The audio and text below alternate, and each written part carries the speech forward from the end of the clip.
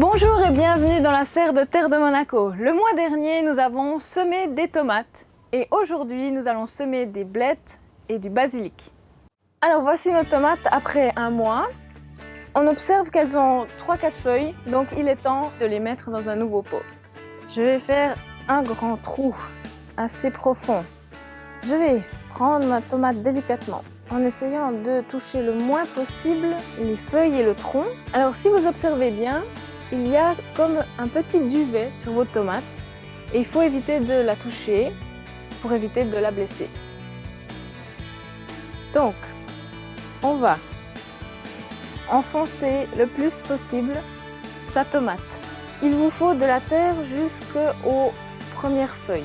Tout le tronc qui sera dans la terre va refaire des racines et c'est comme ça qu'on va renforcer notre pied de tomate.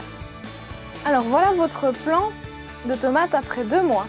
On observe déjà des petits gourmands. Il y a plusieurs écoles, mais nous vous conseillons de les enlever. Alors maintenant, on va passer au semis de blettes. Il y a beaucoup de choses qui peuvent se préparer dans ce genre d'alvéoles. On remplit les petites alvéoles, on enlève les gros morceaux de bois.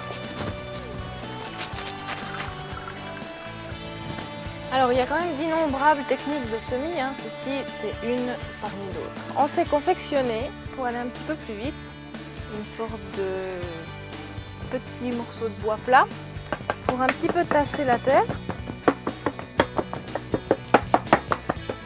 Voilà. Et après pour pouvoir racler plus facilement la plaquette pour gagner du temps.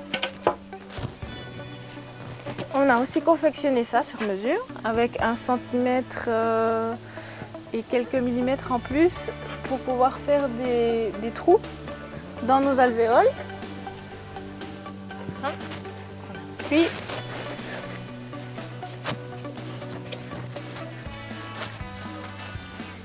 et voilà, on a déjà nos trous. Ici on est sur des blettes à quart de rouge et on va en mettre une graine par alvéole. Voilà, maintenant on a rempli toutes les alvéoles avec les graines. On va rajouter de la terre pour les recouvrir.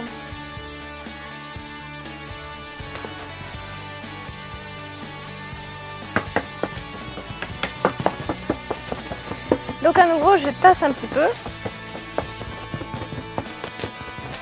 Et puis on racle.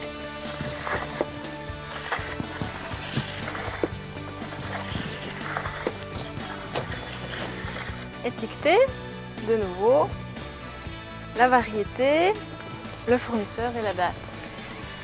Si vous n'avez pas évidemment de grandes plaques alvéolaires comme ceci, vous pouvez quand même faire des semis aussi dans des petits godets, qu'ils soient biodégradables ou en plastique.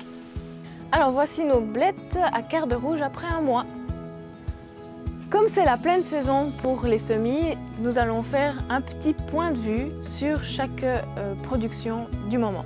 Ici, nous avons des semis de coriandre, de sauge, de fraisier, de chou rave blanc, de chou rave violet, de chou kale, de navet boule d'or et de capucine. Comme vous le savez peut-être déjà, il n'existe pas que du basilic vert, le grand vert ou le génovese qu'on connaît bien. Il existe aussi du basilic pourpre, comme celui-là, du basilic thaï, du basilic de Nouvelle-Guinée, du basilic citronné, basilic mélisse, enfin bien d'autres variétés encore, mais disons que celles-là c'est les plus connues. Alors nous on va faire du basilic grand vert. On peut le faire dans des godets de cette taille-là ou plus grands.